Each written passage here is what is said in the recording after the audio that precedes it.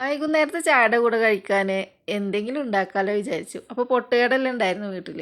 അപ്പോൾ മോൾ പറഞ്ഞു, പൊന്നിനോട് പറഞ്ഞു, അമ്മ നമുക്ക് പൊട്ടുകടല ഞാൻ ഉള്ളിയൊക്കെ ഇട്ടിട്ട് ഉണ്ടാക്കിയാലോ. ഓളാട്ടം ഉണ്ടാക്കണത്. അപ്പോൾ ഞാൻ അതെങ്ങനെ ചോദിച്ചു, ഞാൻ ഉണ്ടാക്കി തരാറുണ്ട്. അങ്ങനെ ഞങ്ങൾ ചെറിയൊരു വലിയ ഉള്ളിയും ഒരു തക്കാളി എടുത്തിട്ട് ഫ്രൈ പാനിൽ എണ്ണ വെച്ചിട്ട് അത് ഉള്ളി വാട്ടി, അതിന് ശേഷം തക്കാളി ഇട്ട് വാട്ടി.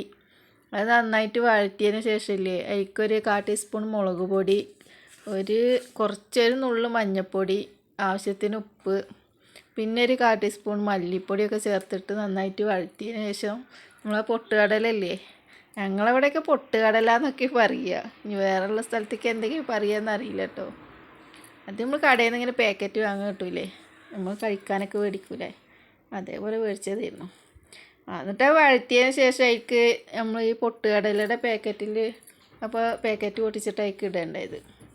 അങ്ങനെ ഇട്ടിട്ട് അത് നന്നായിട്ട് വഴറ്റി അത് കുറച്ചൊരു 5 മിനിറ്റൊക്കെ അങ്ങനെ ആ എണ്ണയിലിട്ട് അങ്ങനെ വഴറ്റിയിട്ട് തീ ഓഫാക്കി വെച്ചിട്ടോ.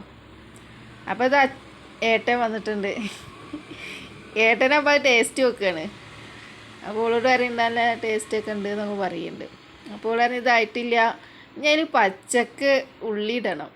അപ്പോൾ നമ്മൾ വേവിക്കാത്ത ഉള്ളി കട്ട് ചെയ്തിട്ട് അതിൻ്റെ കൂടെ ഇട്ടിട്ട് അതിലിട്ട് ഇങ്ങനെ ജസ്റ്റ് ഇങ്ങനെ ഇളക്കി കൊടുക്കുന്നുണ്ട്. അപ്പോൾ അച്ഛനെ ഓളോട് ഓരോന്ന് പറയുകയാണ് ഏട്ടോ, എന്തൊക്കെയാണ് ഇത്, എവിടുന്ന് പഠിച്ച്, ഇതെങ്ങനെ ഉണ്ടാക്കി എന്നൊക്കെ ചോദിക്കുകയാണ്.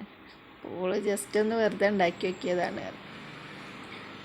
അങ്ങനെ അതിൽ ആ ഉള്ളി ഇട്ടിട്ട് അങ്ങനെ അപ്പോൾ തീ എത്തിക്കൊന്നും വേണ്ട, തീ എത്തിക്കാതെ അങ്ങനെ വഴറ്റിയെടുത്തിട്ട് ഞങ്ങളൊരു പ്ലേറ്റിലാക്കി ചായയുടെ കൂടെ കഴിക്കാൻ വേണ്ടിയിട്ട് ഉണ്ടാക്കിയതാണ്. അപ്പോൾ ടേസ്റ്റ് ഉണ്ടായതുകൊണ്ട് മാത്രം ഞങ്ങൾ വീഡിയോ ആയിട്ട് രണ്ടാമത് ഇത് ഉണ്ടാക്കിയത് കേട്ടോ. ആദ്യം ഞങ്ങളിതൊന്ന് ഉണ്ടാക്കി കഴിച്ച് നോക്കിയതാണ്. പിന്നെ ഇതില്ലേ, അത് വേവിച്ച കടല ഉപയോഗിച്ചിട്ടാട്ടോ അങ്ങനെ ചെയ്യേണ്ടത്. അപ്പം അങ്ങനെ ഞങ്ങൾ 4 ആളും കൂടി ചായ കഴിച്ചു. ഏട്ടനും ഉണ്ടായിരുന്നു. ഒരുപാട് നാളത്തിന് ശേഷം ഏട്ടൻ വീഡിയോയിൽ വന്നതാണ്. അപ്പോൾ വീഡിയോ ഇഷ്ടപ്പെട്ടാൽ എല്ലാവരും ലൈക്ക് ചെയ്യൂ, കമൻറ്റ് ചെയ്യൂ, സബ്സ്ക്രൈബ് ചെയ്യൂ, കൂടെ കൂടൂ.